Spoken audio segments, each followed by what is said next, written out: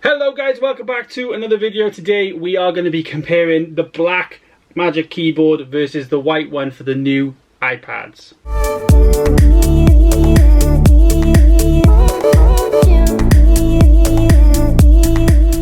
Yes guys, I have got the black case here. I've also got the white one here, and I've got some thoughts about both. I also don't have two iPads. I'm not that extra. One of them is my girlfriend's. I'm just using them for the purpose of this video. But yeah, you can kind of tell, like, my one's in the white one.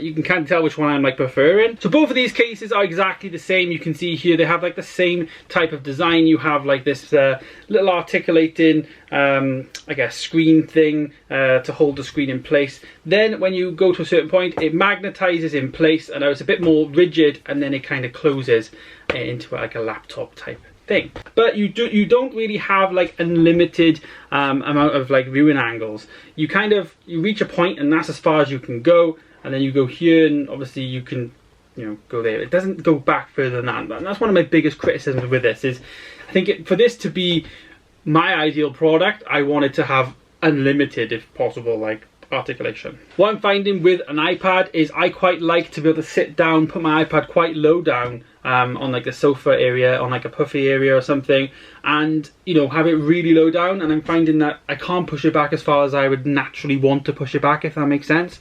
So that's one of my biggest criticisms with that. When I'm at a desk though, this works well. You can tell that that's like the sweet spot in terms of how far they want it to go back. And I guess they could have actually made this go back, because they would have had to just bring this further up. So if they brought this crease further up, it could actually bend further back.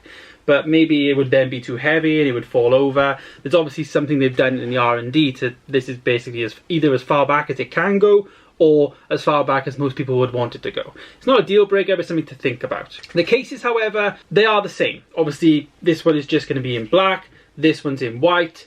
They've both got an Apple logo, which this time round, the Apple logo, I believe, is on the horizontal. So you can see it's like in shape of what it would normally be, I guess. This is actually the first time I've owned this year, so my first experience, I guess, using the keyboard is now. I know it came out about 12 months ago, I guess the original version anyway, and that's slightly been tweaked. They've had to accommodate the thicker screens that have gone into these new iPads that have the XDR screen. Fun fact, actually, this one in here is my newest M1, the 2021 model. This fits obviously perfectly in there, but this one is actually last year's iPad that my girlfriend has, the 2020 model, and it fits just the same. Sometimes I can't even tell the difference. So yeah, even though they say that they're like a little bit thicker, it's not really. Getting both of these though, I kind of wanted to see the colour difference, because I was getting a silver iPad, as you can see here. I've got a silver. My girlfriend had silver. Last year I had space grey, and I like kind of had a scratch on there, and I was like, oh, there's a scratch, and the scratch is silver below it, and oh, didn't like it. So I was like, I really want to get a silver, and for that I really want to get the white, because I really want to get this white keyboard to go with the silver, because I just think it looks so much better.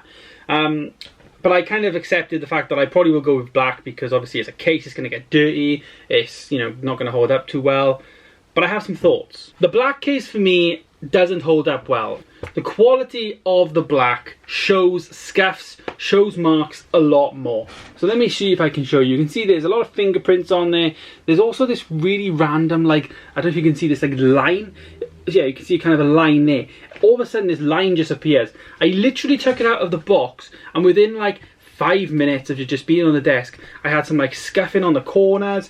You can kind of see I had some like scuff marks on the corners, just on the edges. Then that line appeared, and it was just like, what is this product? Like, why is this even, how is this even out of the R&D? Like, how did this even make it onto the floor? Because this material just shows so much dirt and grime on it. Now on the white one, I obviously have the same issues in terms of it is a faint line, but you can't notice it. You can't notice the little edges that this one obviously is showing, because in a way the marks are kind of light. They're kind of like white, they're kind of like grey, but on this one those white grey marks ain't showing because it's white. So it's actually hiding the marks much better than this one actually is. On this one you do get like dirt marks, as you can see here. You do get some like little grub marks, but the fact that they're noticeable means you can just wipe them off, and I have been doing that quite regularly just to like wipe it down, but it's not the be all or end all at all.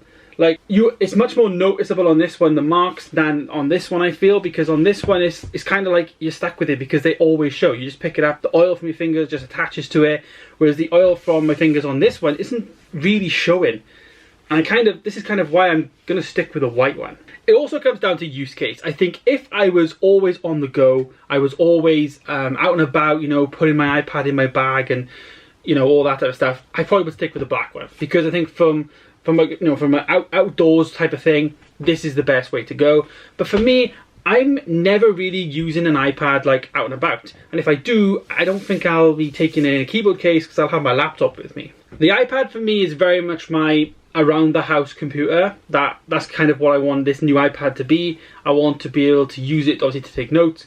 Another screen, like another opportunity to maybe have my emails open when I'm working on like the one screen with a keyboard that I can just quickly reply to an email, send it off and carry on what I'm doing on my main desktop. So there it is. I'm going to be returning the black one and keeping this white model. I have enjoyed using it. The iPad for me is a tablet first and then like the laptop case second. I'm using this every day right now because I haven't got another case for it. This case in white, I think, just makes it look even better. I think it looks really nice in person as well. I think if you can get this and if you can get a chance to go and look at it, I would highly recommend you do check it out. And yeah, the black one for me, it's a bit weird. I don't understand how this material, it just shows marks just from, you know, just having marks, and I don't quite understand why it does. It just does. It just shows marks so easily. Doesn't make sense. So there it is, guys. Thank you so much for watching my little look at the Magic Keyboard. As I say, I'm sticking with the white. Which one have you got? Let me know down below. Do you prefer the black one? Have you got the white one? Which way are you going to go? You may not even like any of them at all. Yeah, let me know. Thanks, guys. I'll see you in the next one. Goodbye.